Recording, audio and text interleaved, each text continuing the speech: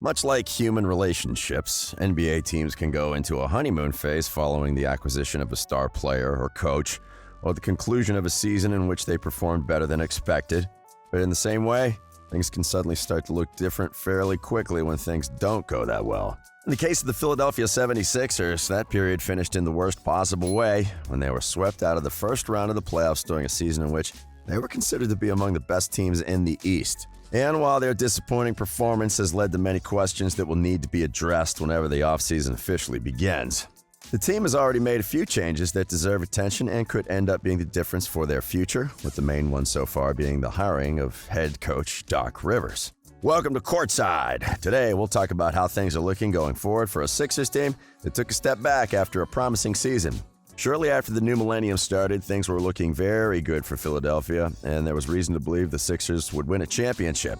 After all, they had one of the best guards in the league in Allen Iverson, who had guided them to a finals appearance in 2001 and had even helped them stop the mighty Lakers from finishing the playoffs with a perfect record. Sadly, reality hit hard for the once proud franchise as, even with Iverson in the roster, it wasn't able to make it out of the second round and would quickly turn into one of the most inconsistent teams in the league, often following seasons in which they reached the playoffs with seasons in which they missed the postseason. Then, after years of being right in the middle of mediocrity and playoff contention, the team decided to start over again, push the rebuild button.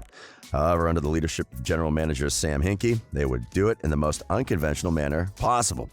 Hinkie had a plan that on paper could have been looked at as something rational. He thought that the only way for the Sixers to become better than just playoff contenders was by acquiring a superstar caliber player that could help them become championship contenders. The only problem with his plan was that there's a very limited number of such players in the league, so he figured out that the best way to find one would be through the draft.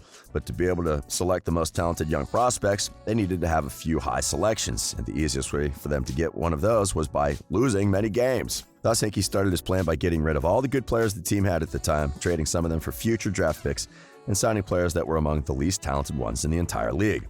His philosophy, nicknamed as the process by local fans and mocked by the rest of the NBA world, lasted 3 years and produced the worst regular season record in franchise history. But for the team's fortune, it also landed them multiple top 3 selections in the draft, including the first overall pick in 2016. Among many other players, these picks were used to acquire Joel Embiid and Ben Simmons in 2014 and 2016, respectively. Both players were unable to make their professional debut in the year they were drafted because of injuries, but then they finally stepped on the court. They showed the wait had been worth it. The first season together resulted in the team's best regular season record since 2001, the year in which they made the NBA Finals. Their success and excellent play together helped them take the Sixers to the second round of the playoffs, and while they were defeated in 5 games, the future was looking as bright as it had ever been in Philadelphia. However, while the normal thing to do in these situations would have been to surround their young stars with more players on their timeline and a few veterans who could fill specific roles, management decided to take quite an unorthodox approach once again. Early on there, next season, instead of focusing on the development of the young players and on building chemistry within the roster, the team decided to acquire Jimmy Butler via trade in an attempt to turn them into championship contenders earlier than expected. The trade didn't move the needle when it comes to the regular season, but it was expected to help them come playoff time. But what surprised everyone was the acquisition of Tobias Harris close to the trade deadline. On paper, their new starting 5 of Simmons, JJ Redick, Butler, Harris, and Embiid was arguably the most talented in the league, as well as one of the most fearsome on the defensive end. But as the season reached its conclusion, it was clear that they didn't have enough time to create chemistry or develop a consistent system. That last thing was evident in the postseason as coach Brett Brown took the ball out of Simmons and gave it to Butler more often. And while it worked for them, Butler himself felt that it wasn't the best way to handle things. Eventually, the team lost in the second round against the eventual champion Toronto Raptors, thanks to a buzzer beater made by Kawhi Leonard. And when free agency came around, they had a lot of questions to be answered. Sadly, the way they handled things wasn't the best once again. In short, they let Butler and Redick go and instead brought in Al Horford with a contract that wasn't necessarily the best and gave Harris an extension that has also received many critics because of the large amount of money committed to him.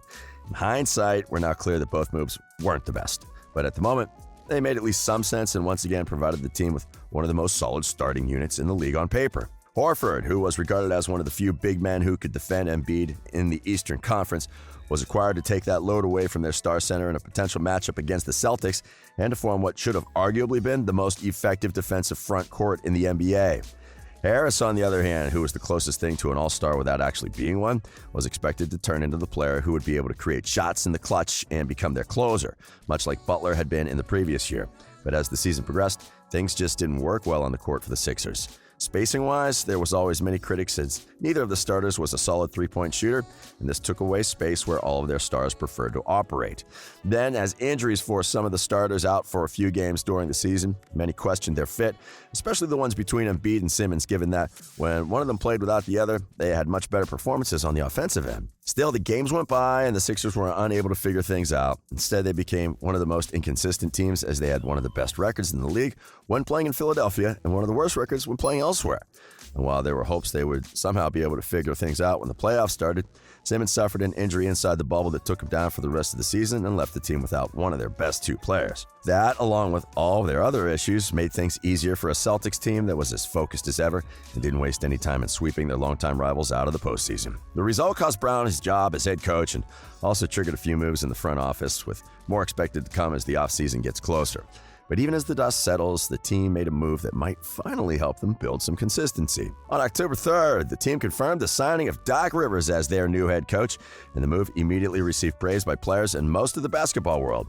While Rivers was coming off a tough season following an earlier than anticipated elimination of the Clippers that resulted at the end of his time as head coach in Los Angeles, it's hard to argue against this signing considering that Brown failed to help his team figure things out and that, as Butler and Redick have said since leaving the team, often did things that didn't make sense. He should be able to at least make things easier for the Sixers stars on offense, and that alone should be enough to make the move worth it. But what the coach brings to the table goes well beyond the X's and the O's. While many rightfully point out the fact that he has led his teams to only one championship run despite having some of the most talented rosters in the league, it must also be said that he helped build winning cultures in Boston, Orlando, and LA. With the Celtics, he helped return the storied franchise to the place most fans always expect them to be as they won their first championship since 1986 and remained as solid contenders until age became a factor in its course production. On the other hand, he had an even bigger impact with the Clippers considering where they were coming from. Before he landed with them, the Clippers were considered as arguably the worst team in the league, and their lack of success in over 40 seasons backed that thought up. Still, Rivers helped guide the franchise in a few moments of turbulence, even with things that weren't related to basketball, and also helped turn his team into perennial playoff contenders that became a destination for free agents. Whether he'll be able to help the Sixers win a championship or not will remain to be seen, but if the organization has missed something over the last few years, it's a leader that knows what it takes to win and is capable of building a winning culture. As Redick recently pointed out, the only constant with the team in the last few seasons has been the move of personnel, and Rivers should be the right person to help stabilize things. And while a few trades might still be necessary to unlock the roster's full potential, he's already talked about how much potential this team has. He also addressed the often criticized pairing of Simmons and Embiid by saying that while his new players still have some work to do, they have won around 65% of the games in which they've played together, which indicates there's already a good base to work with going forward. So, while there should be a few more moves coming in the front office, coaching staff, roster, or perhaps all of them, the Sixers are finally establishing the foundation of what could end up being their most successful run since the 80s.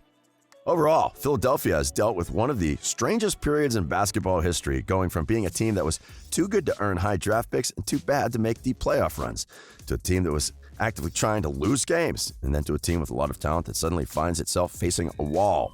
Still, they've somehow managed to build one of the most talented rosters in the league, and while it also has a lot of flaws, the new coach in town might be the answer they've long needed to unlock their potential as a championship contender. But now, how do you feel about the Sixers hiring Rivers? What other moves do you think they should make going forward? Let us know in the comments. We hope you've enjoyed today's video, and if you did, remember to give it a like and subscribe to our channel for more NBA content. We are Courtside.